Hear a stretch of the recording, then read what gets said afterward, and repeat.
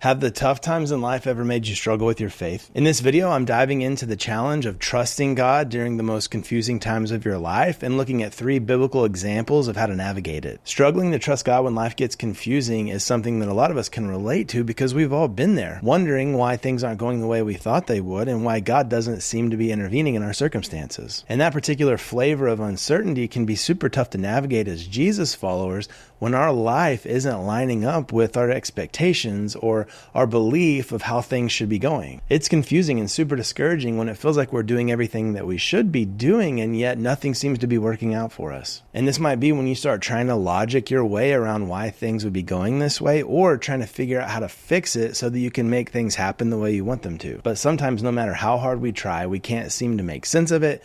We can't figure out how to make it all work together, and that's when the serious doubts start creeping in. You may start wondering if you did something wrong or missed something about God or His purpose along the way. It may start to feel like you're not good enough or worthy of God's blessings in your life. You may even start to question whether God's even involved in your life or if He's just off to the side watching you struggle through it. And these are the things that can make us start questioning God's goodness and His love for us and His sovereignty. And that doubt quickly turns to fear and anxiety and makes it even harder to trust God. And one of the reasons why I think the Bible is so incredible is because it's full of stories of people who struggle with things just like we do, and one of those people is Abraham. In a nutshell, God promised Abraham a son, and then Abraham had to wait 25 more years before he had Isaac. My wife and I have been married for almost 18 years, and we've struggled with infertility throughout the whole thing. So I know how hard it is to want kids so bad and to not be able to get pregnant. And it's so easy to start questioning this and wondering that and trying to reason this way or try to make that happen. You don't have to read very far until you start seeing Abraham and his wife start struggling with the same doubts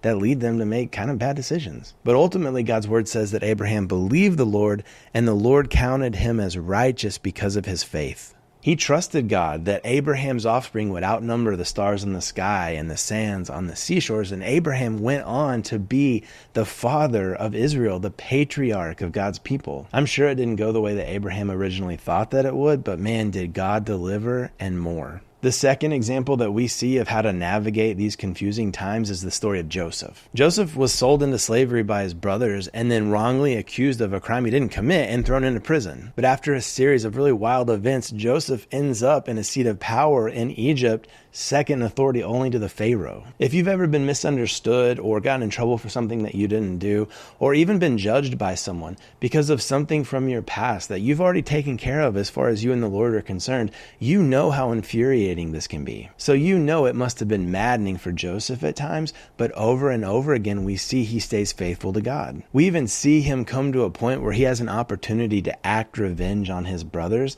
but instead this is what he says: "You intended to harm me, but God meant it for good to accomplish what is now being done." Because Joseph knew that his ascension from prison to power was 100% God, he handled it. He stewarded it with the same grace and mercy that God shows us. And God used him to save the lives of nations of people. The third example of navigating confusing times is David. David was called by God and anointed by Samuel to be king 22 years before he was able to take his throne. And much of that time, he had to spend fleeing for his life from King Saul. I don't know that there's anything in this life more painful than being betrayed by a close friend, someone you trust, someone you've opened up to who deliberately tries to hurt you. But instead of David allowing this to harden his heart towards God, he cries out to God. "Give ear to my prayer, O God, and hide not yourself from my plea for mercy. Attend to me, answer me. I am restless in my complaint, and I moan. My heart is in anguish within me. The terrors of death have fallen upon me. Fear and trembling come upon me, and horror overwhelms me." As you read through this psalm, you can almost hear David say, "God, this doesn't make sense to me." And yet he continues, "But I will call to God, and the Lord will save me. Evening and morning and at noon I utter my complaint and moan, and he hears my voice." David knows God is still good, and he's still in control, and he even ends this chapter advising the reader. "Cast your burden on the Lord, and he will sustain you. He will never permit the righteous to be moved." You know this isn't how David would have scripted his own ascent to the throne, but he was known by God as a man after my own heart, and he handled it as such, and went on to be the greatest king in Israel's history. So all these amazing stories remind us that trusting God in the moment doesn't always make sense, but they also remind us that God is always at work behind the scenes, even when it doesn't seem like he's doing anything. And his ways are greater than our ways.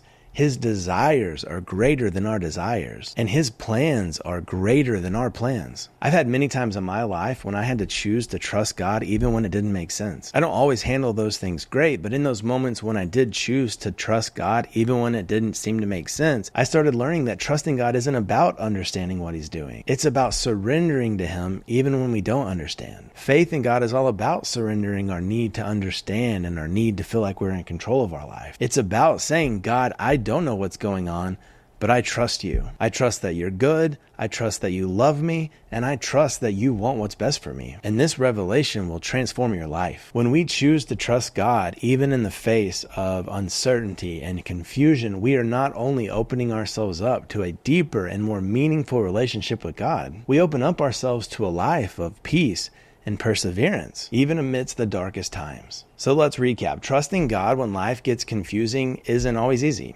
Nobody's saying that, but it's always worth it. It's worth it because God is always trustworthy and our circumstances don't change that. We know God is good and our circumstances don't change that. So we can always choose to trust him even when things don't seem to make sense. I'd love to hear from you in the comments about some of the ways maybe you've struggled with God in the past and then how you overcame that and learned to trust him. And if you want to dive deeper into the topic of faith or growing in your relationship with God, you can check out this video. If you thought this was helpful, make sure to subscribe so that you can receive the new videos as they come out that are just like this one.